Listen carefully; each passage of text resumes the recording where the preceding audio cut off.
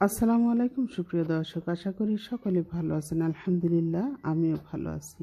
দর্শক, আজ আপনাদের সঙ্গে শেয়ার করব ফুলকপির চপ। অত্যন্ত মজা, উপরটা বেশ ক্রিস্পি এবং ভিতরে তো নরমই হবে, আমরা জানি। তো দর্শক, চলুন কিভাবে তৈরি করেছি আপনাদের সঙ্গে শেয়ার করি। প্রিয় দর্শক, প্রথমে এখানে আমি মেজারমেন্ট কাপের 1 কাপ নিয়েছি বেসন, দিয়ে দিচ্ছি কর্নফ্লাওয়ার। আমি 1.5 টেবিল চামচ পরিমাণ কর্নফ্লাওয়ার দিয়েছি। হাফ চা চামচ দিয়েছি ধনিয়ার গুঁড়া, হাফ চা চামচ জিরের গুঁড়া, হাফ চা চামচ দিয়ে দিচ্ছি লাল মরিচের গুঁড়া, পরিমাণ মতো লবণ। এখন শুকনো উপকরণগুলো ভালো করে মিশিয়ে নিচ্ছি। একটা হ্যান্ড হুইস্কের সাহায্যে শুকনো উপকরণগুলো মিশিয়ে নিতে হবে। তো এই পর্যায়ে এখানে পানি দিয়ে একটা বেটার রেডি করব। দর্শক, অল্প অল্প করে পানি দিয়ে বেটার তৈরি করে নেবেন। কখনো একবারে পানি দিতে যাবেন না, তাহলে কিন্তু পাতলা হয়ে যাবে।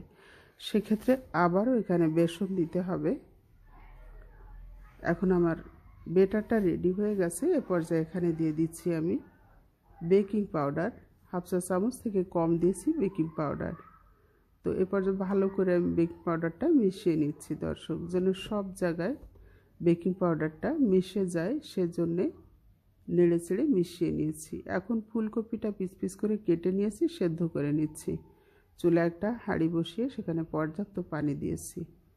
তো এখন আমি ফুলকপিগুলো দিয়ে দিয়েছি লবণ আর লাল মরিচের গুঁড়া দিয়ে সেদ্ধ করে নিচ্ছি। তো আমার সেদ্ধ করা হয়ে গেছে। এখন আমি পানি ঝরিয়ে নেব। একটা চালনির ভিতরে ঢেলে আমি পানি ঝরিয়ে নিয়েছি। দর্শক, তো এখন চলে যাচ্ছি ভাজার জন্যে।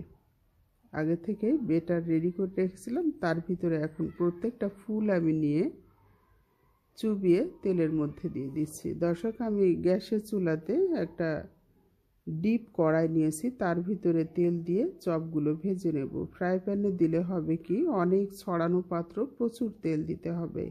তো সেজন্য আমি গ্যাসের চুলায় ভেতরে ডিপ কড়াইটাই নিয়েছি। আর ভাজির কড়াই সবসময় একটু কালো হয়ে যায়, আমরা সবাই জানি। ভাজতে ভাজতে একটা কালচে কালার এসে যায়, এটা কোনো বিষয় না। তো এভাবে উল্টে পাল্টে ভেজে নিতে হবে। প্রিয় দর্শক, এই চপগুলা ভাজার একটা টেকনিক আছে। প্রথমেই তেলের মধ্যে দিয়ে কিছুক্ষণ পরেই সাথে সাথে উল্টে দিতে হবে, তাহলে এই বেসনের লেয়ারটা পুরা ফুলকপির উপরে সুন্দরভাবে একটা প্রলেপ পড়ে যাবে। না হলে কিন্তু আস্তে আস্তে উপরের বেটাটা নিচে যেয়ে জমা হবে আর উপর থেকে ফুলকপিটা বের হয়ে আসবে। তো সেজন্যে সাথে সাথে উল্টিয়ে দিতে হবে। এই হচ্ছে বিষয়। আর আমার বাসায় এই ভাজার তেলটা দিয়ে অন্য কোনো কিছুই করা যায় না, পছন্দ করে না কেউই। সেজন্য আমি সবসময় চেষ্টা করি অল্প তেলেই ভাজা পোড়া করতে। তো সেজন্য আমি গ্যাসের চুলাতেই দিয়েছি, যেন অল্প তেলে ভাজাটা করে নেওয়া যায়। আপনারা চাইলে ফ্রাই প্যানেও করে নিতে পারেন। তো দর্শক, দেখতে পাচ্ছেন আমার ভাজা কিন্তু হয়ে গেছে, সুন্দর একটা কালার চলে এসছে। যেহেতু এখানে কর্নফ্লাওয়ার দিয়েছি, সেজন্য উপরটা কিন্তু অত্যন্ত মুচমুচে থাকবে এবং ভেতরটা তো নরমই হবে।